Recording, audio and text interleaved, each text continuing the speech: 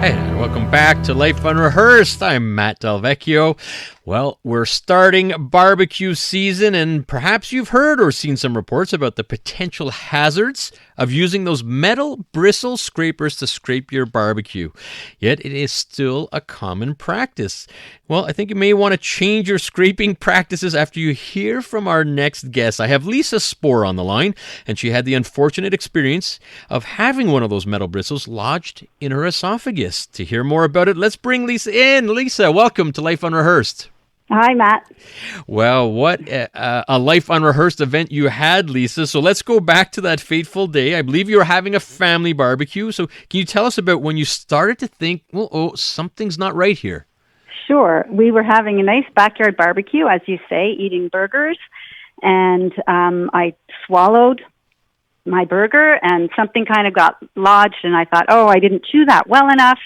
It's kind of stuck in my throat. I wasn't choking. I could breathe and everything, but it really started to hurt. And I kind of put my fork down and I got really quiet. And my son was like, "Mom, are you okay?" I'm like, "No, there's something stuck in my throat." And they could tell that there was a bit of panic in my face, I think. So I took a drink and it helped, but then I believe it helped just dislodge the burger part, but then there was the bristle stuck there.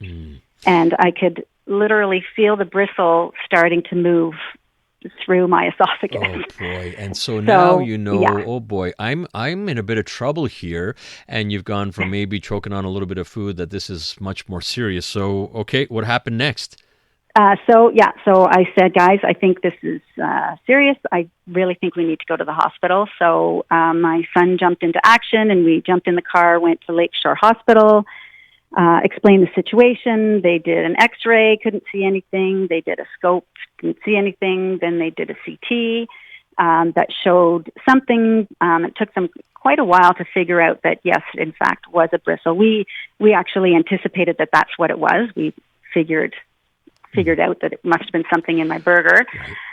So they had to send me by ambulance to the general hospital because of the danger of this bristle continuing to move through my esophagus into, I guess my thoracic area. You're actually feeling this. It's not just lodge. It's you're feeling movement, and they're doing all these exams. And I understand it took a while for them to even find it, but they did find it, and now they're saying, okay, this is serious, and off you go downtown. Yes. And you're going to have something done here to remove this bristle. They're listening to Life Unrehearsed, talking with Lisa Spour and about the hazards of using these metal bristle barbecue scrapers, and sure enough, having your burger, Lisa, and you have one of those bristles, and people tend to think, okay, those bristles, they might fall off, but they do sit in the coals, on the coals, right? And with the fire, it will raise, and so it's just not the scraping part. They'll be there. So, okay, Lisa, so now you've had the exams. It's determined that, yes, indeed, you have the metal bristle. Now they have to do, what's this? Did you have to wait? Was this an emergency procedure? And then what happened? It was, once we got to the general, it was an emergency procedure. They took me in immediately, and they did have to give me a general anesthetic. And the surgeons were really, really great. They were able to kind of go in and bend the bristle to dislodge it. So they luckily did not have to cut me, but I was, informed that they may have to do that. So when I came in out of in recovery, the first thing I did was put my hand on my throat. Oh, did they cut you? Luckily, it was fine. They didn't have to cut me open. Well, they which bend was a huge relief. From what I understand, and this is a very specialty procedure. Not too many people can do this, but from what I understand, they bend it because they got to bring it back out through your esophagus without scraping anything. Exactly. Oh, yes. my goodness. Yes. All right, let's fast forward. I mean, well, okay, you recovered from that. How did you feel immediately afterwards, and how are you doing today? Well, immediately after, obviously, I had a sore throat for a few days and put on a liquid diet, smoothies, etc. And feeling great now. The funny thing that we kind of laugh about that, my son and daughter-in-law tried to kill me, but at the same time, they may have saved my life because with all the tests that they did, they discovered that I had a nodule on my thyroid.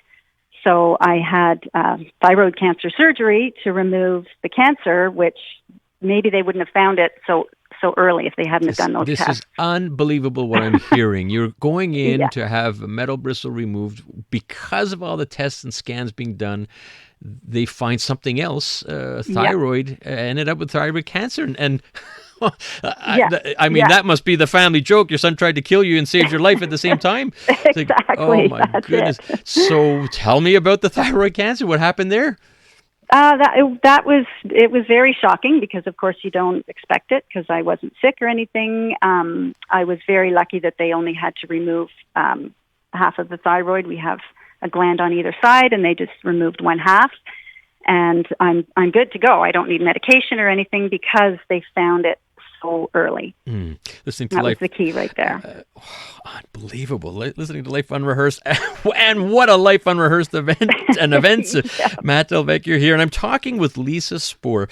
What started off as the hazards of those barbecue scrapers and turned into a thyroid cancer diagnosis. So let's go back to those metal bristles, Lisa. And what advice would you have to our listeners? We're heading into barbecue season, and Lisa, you experienced a really traumatic event, and what can you tell our listeners, and what advice would you give? I would just advise not to use them. I know they're maybe easier, but one of the doctors in the emergency room recommended rolling up a ball of tinfoil, scrape your grill with the tinfoil, or use a wooden one, something, because those bristles are tiny and they get stuck on your grill, and you don't see them when you put your food down. And anybody could have the same experience that I had. Yeah. And in fact, after I posted, after my story came out, I had at least 10 people that I knew reach out to me and tell me about similar stories. None where they had to be hospitalized, but it was stuck in between my teeth, or it poked my tongue. And in fact, that same summer, we were in Ottawa at a family gathering, and my son Mitch, who had served me that fateful burger, he called out to me and he was like, "Mom!" And he pulled a bristle out of his mouth. So my mother-in-law's barbecue had bristles on hers, and he got one in his burger. So, the chances of two people in one family within a couple of months, I think this happens a lot more often than people realize. And it's and that's one of the reasons why we wanted to get the word out here, because it does happen, and it's just not the scraping part. Like you said, they could just stay there and then spark up again while you're sparking up the grill. So you're saying, it's interesting the doctor mentioned, okay, let's talk about alternatives here. Your doctor was saying just use some aluminum foil to scrape the grill. Is that what he said? Yeah. He said, put, lemon juice or something on it, and then just ball up tin foil and scrape. It takes a little more work than your bristles, but it does the same job. And I think we do that, and we have a wooden scraper as well. Wooden scraper as well. All right, to all our listeners, get rid of those metal bristles today. Please do. Speaking right from Lisa's suggestions and her experience. Well, Lisa, I want to thank you very much for joining me here on Life Unrehearsed and in your Life Unrehearsed events, plural, and wish you continued good health. Thank you. And can you do me a favor? Say hi to that good-looking husband of yours while you're at it. I will. Okay? I will. All right, that's Lisa Thanks, Spour. Matt. You're welcome, Lisa. Thanks for coming on. Lisa Spour talking to us about the hazards of those barbecue scrapers using those metal bristles. Avoid them.